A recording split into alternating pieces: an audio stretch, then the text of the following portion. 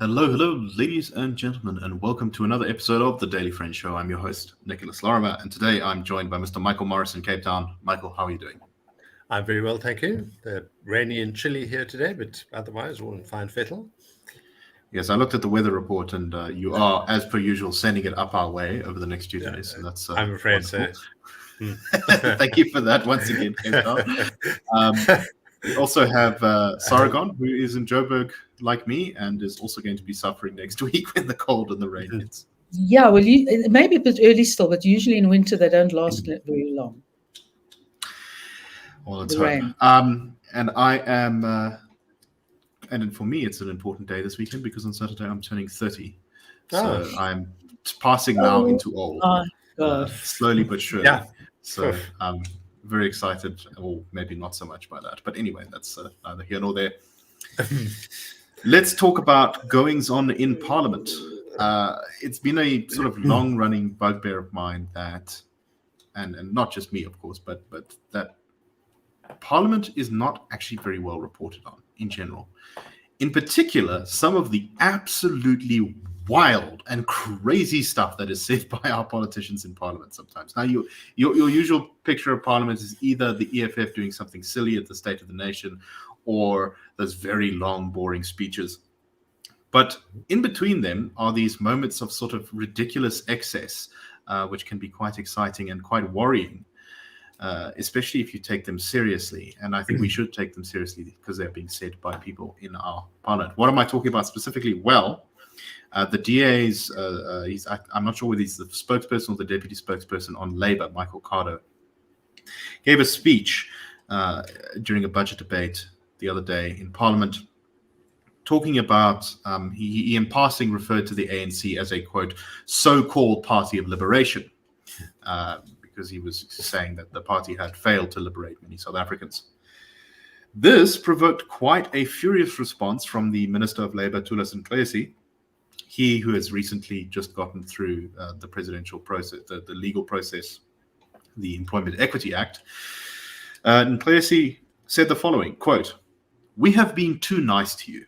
There will come a time when you will regret with this resistance because we have been too nice, because we chose peace instead of war. And what you are trying to do now, you are forcing us to be more radical. Today, what you are enjoying is what was brought by the ANC. Now you come and tell us that we are the so-called Liberation Party. We will not accept that. There will come a time our people have been too tolerant on many issues, including the issues of land and this empowerment we are talking about." He then also went on to say, and please excuse my language here because I despise these phrases, but he says, quote, "If you are a black person still defending the DA, you are like a rented black, rent a darkie." So, Michael, what do you make of the minister's comments here? When you put this against the background, the ANC really tries its hardest to project itself, at least, especially international audiences, and I think in the more sort of mainstream media, as being a fundamentally non-racial organization that's sensible and is actually just kind of center-left, is not that radical, and it's really just trying to get a fair shake for everyone. It's a little bit difficult to square that with this kind of rhetoric. What do you make of this? Yeah, absolutely. And the proportion of the reaction to that phrase, so-called party of liberation, used by Michael Cardo, which I think is very valid, and we'll get back to that in a minute, is excessive. It's completely out of proportion. Here we have a minister who is meant to be in charge of the whole project of employment in a country with the highest unemployment rate in the world, millions of people who are desperate. And here's this minister whose only possible reaction, the only thing that he can come up with, is to resort to this sort of bellicosity and this racism, rent a darkie. I mean, that's actually disgusting. And it's equally actually disgusting that there hasn't been a very angry reaction from society. That is something that we will need to, as a society, we will need to correct. I think we need to begin to see these things for what they are. That is simply nasty, disgusting racism, and someone like Thulas Nxesi should be called out for it. That's the first thing. The second thing is then, the facts on the ground. And it just so happened earlier this week, I wrote in my Business Day column about the very telling data that emerges from an index, a quality of life index, that is performed every year by our partners in this, our colleagues in the Centre for Risk Analysis, and it's called a quality of life index, and it measures a basket of 10 weighted indicators to reflect a typical household's quality of life. These include matric pass rate, unemployment on the expanded definition, monthly spending of 10,000 Rand or more, home ownership, houses owned but not yet paid off, and access to various services. It's a kind of basket of things that if you score them, as I read in the column, if you score in them well, what it means is that you're living a reasonably stable, secure, middle-class life with the potential of rising prosperity and the optimism of actually knowing that you have a stake in the economy and that your life is getting better. But now, here's the thing. In 2018, the most stark figure is that white South Africans had the highest standard of living at 7.8 and black South Africans the lowest at 5.3. 4 years later, the picture is even starker and grimmer. Now we have white South Africans enjoying still the highest standard of living, but down to 7.1. That's down from 7.8. And black South Africans, the lowest again, down from 5.3 to 4.5. So we have a very clear, on-the-ground picture, the real state of the nation. This is what it actually looks like. And here we have Michael Cardo's point being corroborated, and Thulas Nxesi being proved to be absolutely and utterly wrong. And I think Michael Cardo is right in saying, what we're looking at here is a ruling party on the ropes. They're desperate. And this is a crass and completely unacceptable reaction from a cabinet minister that reveals exactly that. No, well said. This kind of vile racism is far too often, I think, brushed over. And that's exactly what it is. To say that, firstly, I mean, there's a sort of implied menace there against white South Africans, but then there's also this kind of diminishing of the humanity of black people who disagree with him. Exactly. Which is equally disgusting. And there's also baked into this, and this is a thing that you kind of see, I think, quite often in the ANC, is the mythos about itself, about how the nuances of the history of the negotiated settlement of the end of apartheid are sort of forgotten by the ANC, and they view themselves as this almost messianic force that has come into society and freed everyone, and it's only the peace we enjoy and the prosperity that we for a time enjoyed before the decline started in the 2008, 2010, around that area. That's all just kind of their own goodwill, and really they should have been harder on everyone who was their opponent. Sara, what do you make of this? With regard to just the last point first, with regard to it being a sort of liberation movement, it was one of the many liberation movements sponsored by the Soviet Union in those sort of era from sort of 1960 to 1990. And even in terms of one of their most sort of long-standing contacts and guys who supported them on behalf of the USSR government, described them in the book as the least successful. They were just not a good fighting force. I think their strength lay more in their propaganda and the fact that they managed to bring on board a lot of the Western world and against South Africa, which I think is probably more successful than anything else they did. But to sort of hold themselves out as the sort of disciples of largesse in the independent is nonsense. I mean, as our late colleague John Cain-Berman said, apartheid sort of crumbled because ordinary people, gradually, more and more did not support apartheid measures, went against them. And these are not heroes of the struggle. These are just ordinary people.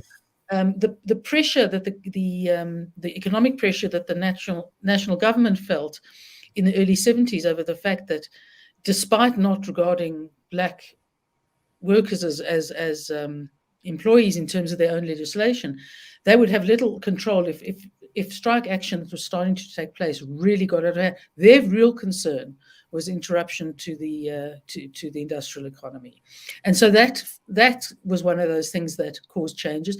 And arguably, the union movement probably did more directly, measured one for one than the ANC did.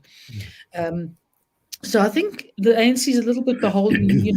It got a lot more out of the settlement at the end of the day than anyone else did. So I think it's tended to be a little bit both beholden to its own mythology, and it's a very touchy spot if someone points it out, and which is essentially what Michael Carter did. But remember, right, exactly. This kind of furious resistance is usually born of deep insecurity. Deep insecurity, and the fact that, as Michael said, we've got the highest unemployment rate in the world. An index has recently shown that almost every country's top factor of concern is inflation. Ours is unemployment, which says, and God knows, the population of South Africa has a lot to be very unhappy about. So that just gives you an idea. And of course, the problem with Thulas Nxesi is that he's a communist. He's a member of the Communist Party. He's a dyed-in-wool communist. He believes in social engineering, and in this respect, he runs the affirmative action aspect of the employment equity of the Act. He runs he's responsible for the Act, but he's deeply fond of employment equity. He's just made it tighter under the Employment Equity Amendment Act, and it's a complete antithesis to anything that a government would use to make the country successful. So he's got a lot to be reactive about. So, Michael, just your final thoughts on that. Quickly move on to another brief little detail. Indeed.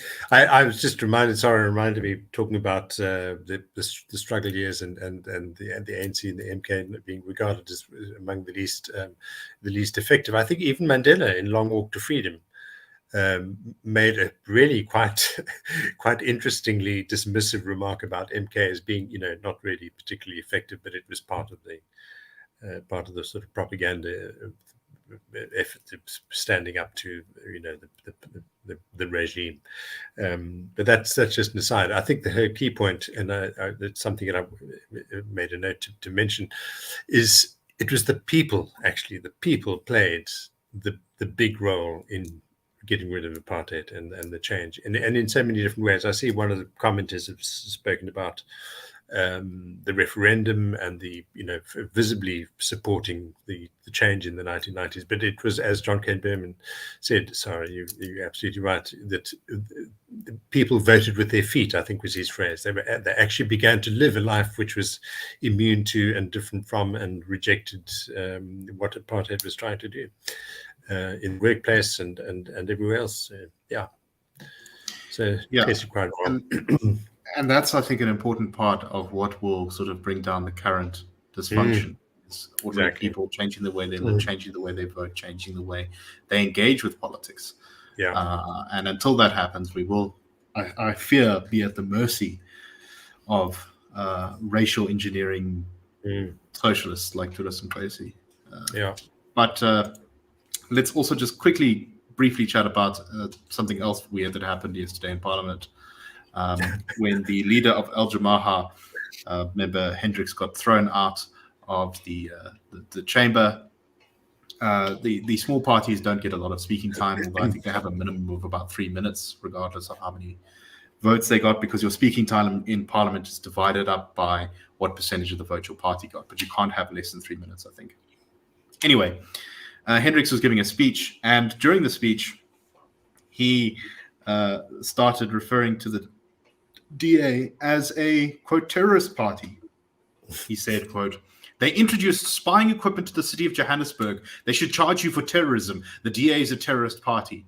He also went on to demand that the DA must withdraw its allegations that the new mayor of Johannesburg, who is a Al Jamaha member, is connected to a corrupt insurance fraud scheme, or I think it's a funeral cover scheme, something like that.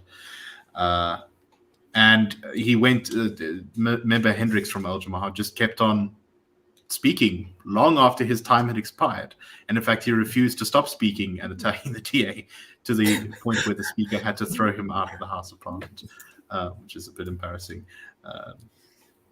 So the DA's chief whip said, quote, "I don't think people are undermining you by saying their time is up and then continue to shout profanities on the podium is actually parliamentary. So I'd like you to please make a ruling," she said to the speaker.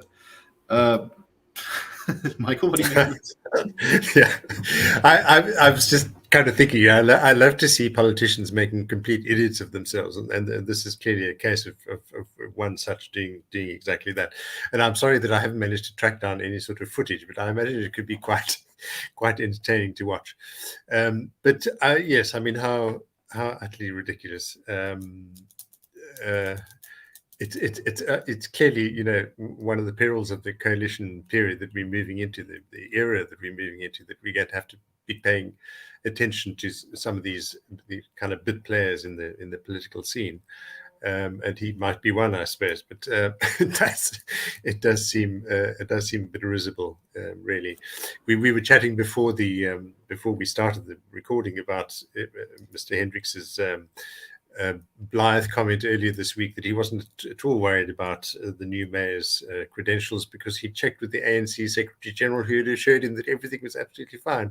And you imagine that this is somebody who clearly deserves the Nobel Prize for misplaced confidence. But yeah, he also went to the Secretary General of a different political party to check the credentials of his own political opposition. It's not just he went to the Secretary General of another different party. He went to Fikile Mbalula. Yeah. Oh dear. Anyway. I think that's all we really have to say about that one. Let's move on once again to the ongoing stuff about Andre De Ruyter, Eskom, corruption. And Andre De Ruyter has finally secured himself in these SCOPA hearings what seems to be an ally, which is the former Eskom interim board chairperson, Professor Makgoba. Professor Makgoba said that he backed basically De Ruyter's claims about corruption and about some of the investigations that he was carrying on, and he laid the blame squarely at the feet of the police and the Hawks. He said during his testimony, quote, "If the SAPS and Hawks had done their work efficiently and effectively, we would not be meeting here as a committee. The issue that De Ruyter undertook was an operational matter because Eskom at the time was besieged with sabotage and corruption, and we are not getting any mileage from law enforcement agencies. The Hawks were not doing what they were supposed to be doing. Not that they were not investigating, but they were taking too long, almost lackadaisical about what needs to be done when Rome was burning. This repeated itself in a number of ways around cases reported either to SAPS or the Hawks with very little action. As a board, we were concerned that our crown jewel was destroyed and we have a security cluster that seems to be asleep. These concerns were raised by the board. We left this matter to De Ruyter as part of management because we regarded them as operational to deal with." He also then went on to confirm that De Ruyter had told at least him about the investigations that he was undertaking kind of outside of the usual processes. And Makgoba also claimed that De Ruyter told ministers Bheki Cele, Pravin Gordhan, and Gwena Mantashe about these allegations, and in fact took them to Tutuka Power Station to show them what was going on and the level of corruption that had damaged that place. Sara, what do you make of this? I think it's fascinating because, look, De Ruyter would have a lot to lose by being economical with the truth on these issues. And he would, including possibly his life, but be that as it may, the fact that his former chairman, who was the chairman for the time he was there, supports him and specifically, fingers the ministers for having known about this and have been shown about this. And this was in about July of last year. Yes, that's correct.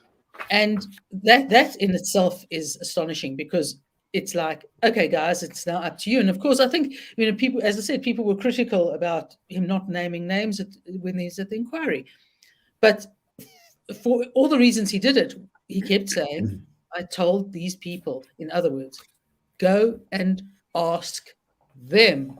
And essentially, Makgoba opened that up for them, is to go and ask the ministers.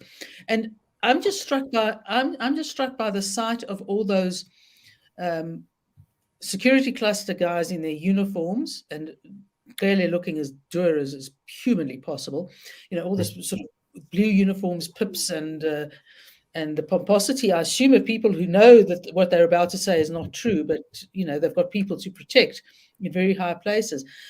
But I would generally not give them the benefit of the doubt over people outside of the government sector. So be it as it may, when they were saying, no, we were never told this, we didn't know this, etc., good grief, maybe they weren't communicated with directly, but presumably they would have gone to a relatively senior person. And even if they didn't, for it not to have gone up the line strikes me as truly wondrous. So, Michael, what do you make of this? I was a bit worried here that De Ruyter would look like this whole thing was just going to become sort of a De Ruyter is manipulated, and De Ruyter is a fool, and De Ruyter is making up things. Yeah. And he really did seem to be losing the public relations battle up until Makgoba made his remarks here and seems to have at least finally given him some backup. What do you think? Yeah. So I think, all credit to Dr. Makgoba, Professor Makgoba. I think that's credible performance on his part. I'm just looking at the News 24 story. It begins with saying that Public Enterprises Minister Pravin Gordhan urged De Ruyter to gather intelligence into crime and corruption, and so on. So you can't help feeling Gordon's due to appear, I think, before the committee next week. So there's kind of no pressure there, but he'll obviously have to explain exactly what happened. But I think it's very good that the seriousness of the issue has been clarified, and the fact that it was considered to be essentially a legitimate operational requirement and desperately needed step to be taken by Eskom management to investigate what was happening. The whole thing was being undermined by criminality. So I think a very positive development. At least takes the debate back into the serious-minded sphere. I think it's very good. Although it is still a little bit frustrating that we're still stuck on this question of whether someone told someone about corruption, and not the very big problems, not just with corruption, but with the policy, with the preferential procurement, which has created the space for corruption to thrive, with the sabotage and the malevolence and just the fact that Eskom as a model is not working for us. I think that is very, very significant thing. It was a bit like the period after the whole state capture revelations, where everybody was kind of content for a while, for a good few years, I think, to say, well, this is really the reason why South Africa is failing. It was the Guptas, it was Zuma. And then, it's taken us 3 or 4 years to actually recover our senses and recognize that it's actually policy. It's policy which, brought those things in, but brought in all the other really serious things: unemployment, economy falling apart, and so on, load shedding. Right. The problem was not that 2 Indian businessmen came in and tried to buy the country. It was that the country was for sale in the first place. Exactly. Sara, very briefly, any final thoughts on this before we move on? No, I think what's probably happening, if Makgoba and De Ruyter are correct, what's happening is that the ANC at the highest levels is trying to push these disclosures further out until it's unavoidable, and I'm sure it'll be unavoidable when the investigative press starts printing. So maybe jump on your sword before you get stabbed in the heart. I just want to be able to see some of this documentation that's been much fought over, so the intelligence report and as well as the supposed lack of evidence that it contains, because I think that would be very clarifying, and I find it a bit frustrating that it's still all kind of out of the public eye for the most part. But anyway, let's move on to our last story. I think we're going to cover this one very briefly, and this is that the Rand is in its worst position since 2020. but seems to be kind of heading for lower lows even than 2020. I think it reached 19 rand to the dollar today, just before we went on the air. And a lot of this seems to be being driven by the fact that Europe and the US are hiking up their interest rates. And while we did hike our interest rates up a little bit, it wasn't enough to kind of match it. And so the value of investing in South African government bonds is not nearly what it was before. And I guess the bottom line of all of this is, and the other thing that's kind of that saved the government from facing a big debt problem, was the big windfall that came from increased commodity prices and the mining industry. But that seems to be at an end now. Sibanye came out with this report, I think it was yesterday or the day before, that says that their production is way, way down. And so it looks like government is not going to be able to rely on mining to bail it out again. And at the same time, it's not going to be able to raise money in the same way that it did because of the higher interest rates in Europe and America. Michael, let's start with you.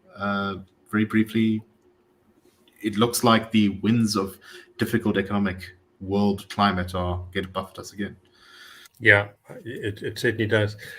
I mean, we were talking a little earlier about this in the context also of the suggestion that BRICS might be talking about a sort of new currency to try and protect us from what's happening in America or the world scene and so on. And I think it relates to how the rand is performing. Essentially, we are not measuring up to global competition to anywhere near the extent we should be or could be. And I think that's really what the problem is. I don't know enough about these things, the economy generally, and I'm sure there are factors in the American economy and in the war in Ukraine and whatever it might be that are going to punish us, however good we are. But we do know that we are not globally competitive. And that is really what we need to focus on. We need to be, more productive, cleverer, plugged in wherever we can to benefit from, wealthier countries who might need the stuff that we can give them, services, and not depending on commodities. You raised that very important point that if we're far too dependent on stuff we just pull out of the ground, we just have to be cleverer and better. And we're not being, and instead we're looking for excuses and looking for ways to protect ourselves instead of ways to make ourselves stronger and more competitive. So, Sara, some final thoughts from you? Yeah, I think that my advice would be this: if you're a developing economy, you're always vulnerable to the vicissitudes of economic developments that you have no control over, such as goings on in America or Europe, increase in or decrease in interest rates, whatever it might be. But what it means is that you will survive them very much better if you've got your own house in order. And by and large, over the last while, let's say 12 years, we take a lot of responsibility for the fact that our currency has depreciated, and it's depreciated because of the quality of our governance and the rigid format of our policies. And if, while you cannot control what happens in America, although maybe we think we can, I don't know, Sidi Mafamadi is trying, you've got to make as Mark says, your competitive economy as competitive as possible to withstand some of those shocks, because you're not in the big power status countries. Yeah. So I think we have time for one last story here, and this is quite an interesting one.